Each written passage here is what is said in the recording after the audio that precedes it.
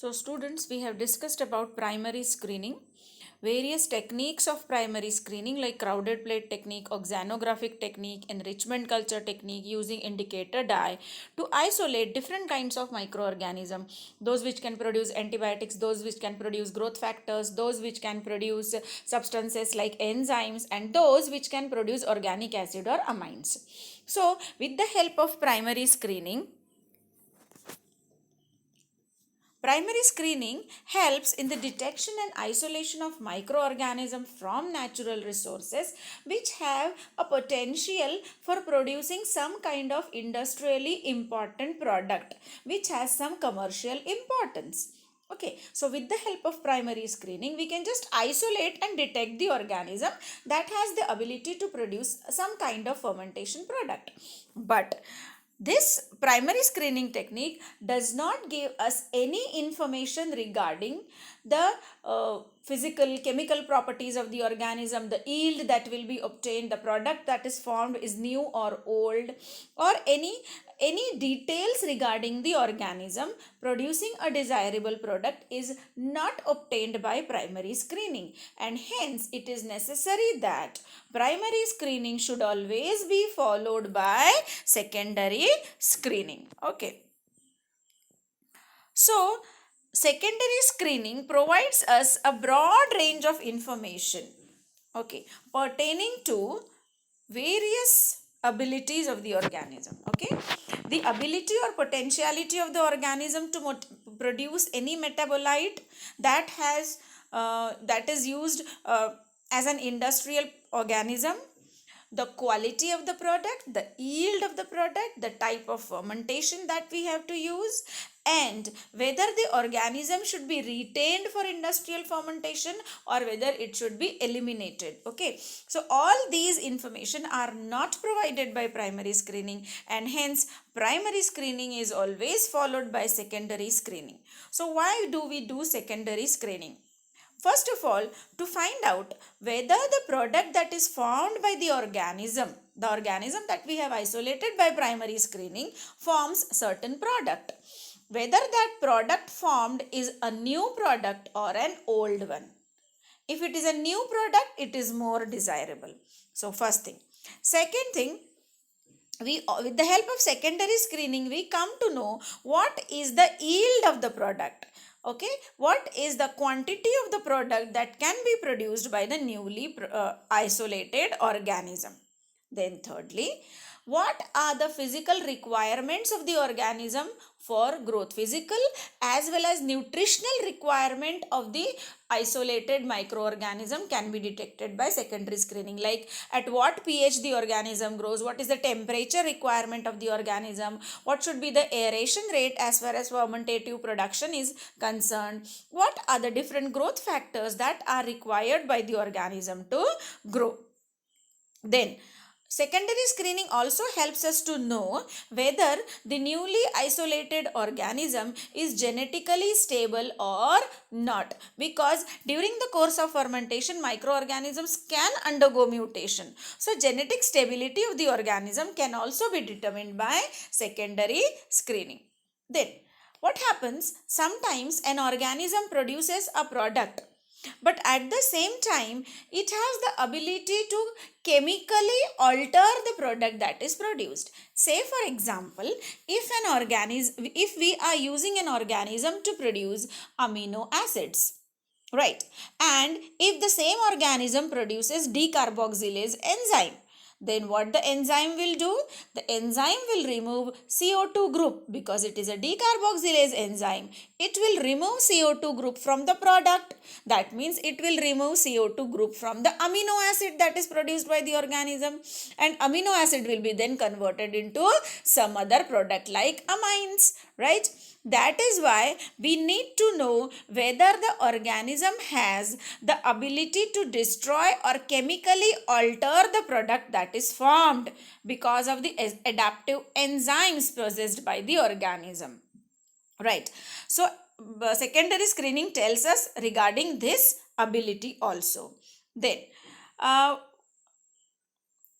secondary screening also helps us to reveal which kind of medium what are the growth factors, what are the chemicals that should be present in the medium which will support the growth of organism and which will support the higher production or high yield, right? So this secondary screening helps us to know the chemical requirements, the nutritional requirements, the growth factor requirements of the microorganism. It also helps us to know whether it is chemically stable, or whether the organism forms chemically stable product or not. With the help of secondary screening, we can also know the physico-chemical properties of the product that is formed. And if we know the physico-chemical properties of the product, the recovery of the product can be well studied. Right.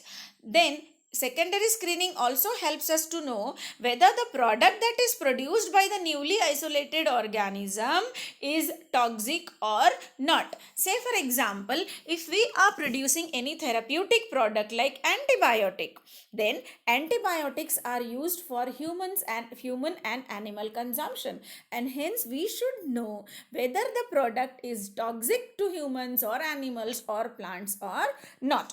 So secondary screening helps us to know whether the product formed is toxic or not. Then secondary screening also helps us to know whether along with the main product any byproduct is also formed. If the microorganism is able to convert the raw material into the main product and along with main product a byproduct is also formed, then the byproduct also has some economic importance, some, right? So that adds to the economic status of the industry, so that improves the monetary gain. Hence we should know whether along with the main product any byproduct is formed or not, right? Then secondary screening helps us to select industrially important microorganism and discard the other organism which do not have any potential application in the fermentation industry. So select the desired one and discard the unwanted one is done by secondary screening. Then the economic status of the fermentation process undertaken by employing newly isolated organism can also be found out by secondary screening. Economic status in the sense that what are the requirements, what kind of fermentation plant that we, what plant design we need, so what how much of investment we need to do in case to by using the newly isolated microorganism. So economic status, how much investment is needed, also can be determined by this technique, right? So these are different things that we can confirm regarding a fermentation by secondary screening. So why secondary screening is done? To select the desired organism, to discard the unwanted organism, to know whether the product formed is new or old, and then compare the economic status of the old fermentation and new fermentation and find out which old fermentation was cheaper or new fermentation is cheaper. What are the raw materials that are required by the microorganism? What is the nutritional requirement of the organism? What are the physical requirement of the organism like temperature, pH, aeration rate, then growth factors that are required by the microorganism, whether the microorganism along with main product forms a byproduct which will add to the economic status of the industry can also be found out. We can also find out the chemical nature, the physical nature of the product that is formed, and hence we can design the recovery process. We can also find out whether the organism alters the product chemically, converts the product into the product that is formed is chemically altered or not by the organism. Then we can also find out with the help of secondary screening, we can also find out whether the product that is formed, especially those which are used for therapeutic which has therapeutic application like antibiotics which are used for human consumption or animal consumption, are toxic to human beings or animals or not. So toxicity of the product can also be found out. Because of all these aspects, secondary screening is very important after performing primary screening. So for secondary screening, there are various procedures. What we do is we first use the organism on laboratory scale and find out what kind of product is formed. So in a petri dish, we grow the organism and produce the product. Then from the laboratory, that is from the petri dish, the process is transferred into a shake flask, Erlenmeyer or conical flask. Okay, matlab from plate we go to flask, matlab we increase the quantity of the medium and hence the quantity of product form will be more. From the shake flask we transfer the process to a lab scale fermenter, 5-liter fermenter like that, and from the lab scale we transfer it to a bioreactor like that. So we go on increasing the quantity of raw material, hence the product formed will also go on increasing, right? That means we are actually transferring the technology from laboratory to the industry, right? So there are different methods by which we can there are different techniques and procedures that can be employed for secondary screening. Let us take an example of antibiotic producing organism. Say for example, if we have isolated antibiotic producing organism named as streptomyces. Streptomyces is an organism which produces an antibiotic streptomycin. We have isolated this organism by primary screening. Now how we are going to detect the ability of this organism to produce antibiotic on a large scale by secondary screening. Okay. For example, we have used antibiotic producing streptomyces species. So first, now we have to determine whether the organism really produces antibiotic, in how much quantity, and the antibiotic that is produced by this organism streptomyces is able to inhibit or to kill what kind of bacteria. Okay, this antibiotic can be used against which bacteria has to be determined. Okay, similar procedures are followed for various other organisms producing different products. We are taking an example of streptomycin producing organism streptomyces. Okay, so streptomyces we have isolated by primary screening. Now what we do, we take a nutrient agar plate or a nutrient medium plate and we streak the organism as a narrow band on nutrient agar plate, or thickly it is inoculated in the middle of the plate in zigzag manner. Okay, and the plate is incubated. After incubated, you will get a thick growth that is called as a giant colony. We get a large colony. So the technique is also known as giant colony technique. Then after that, we inoculate the test organism from the edge of the plate without touching the streptomyces colony. Okay, and then we again incubate the plate and check the growth inhibition ability of the streptomycin that is produced by streptomyces organism. Okay, look at the diagram and you'll come to know. The first thing is primary screening, by which we have isolated antibiotic producing organism. The first diagram where we have isolated different organism. Okay, you can see zone of inhibition around the colonies, right? And this organism is antibiotic producing organism.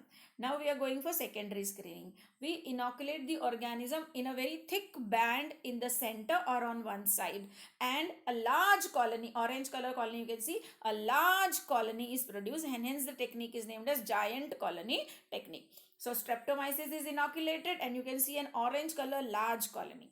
Okay, then the arrows indicate the point where you have inoculated the test organism. You want to check that the streptomycin produced by this giant colony is able to kill or inhibit the growth of what kind of organism. So the arrows indicate different test organisms like E. coli, S. aureus you can use Salmonella, you can use any other, Shigella, Klebsiella. So test organisms are inoculated and then the test organisms grow. Incubate the plate, the test organism will grow. In the last plate, you can see that there is a giant colony which is of streptomyces, okay, antibiotic producing organism, and there are small colonies, parallel lines. In the parallel lines you can see the colonies of test organism. You can see that the second and the third organism has not grown near the colony. The first organism and the fourth organism have grown near the Streptomyces colony. That means the streptomycin antibiotic produced by the organism is not able to inhibit organism number 1 and 4, but it can stop or inhibit the growth of organism number 2, 3 and 5. Okay, so you can see here actually this is how organisms look like. So we can see that the organism number 2, organism number 3 and organism number 5, they have grown very far away from the giant colony. That means the antibiotic streptomycin produced by the Streptomyces isolate inhibits the growth of test organism number 2, 3 and 5. This is how we find out the potential applicability of the microorganism that we have isolated by primary screening. Similar procedures are used for different organism and different products by secondary screening. Okay, so secondary screening is very important after performing primary screening. So that's all about secondary screening.